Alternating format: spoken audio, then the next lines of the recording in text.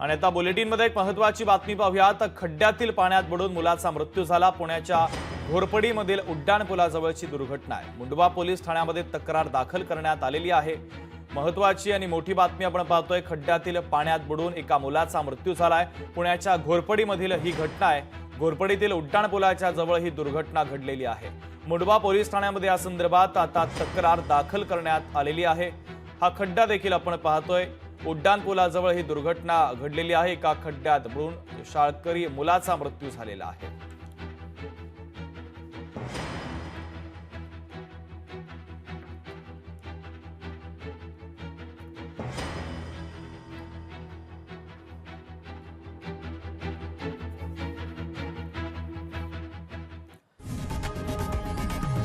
लोकशाही मराठी ऐका, पहा, जागरूक रहा।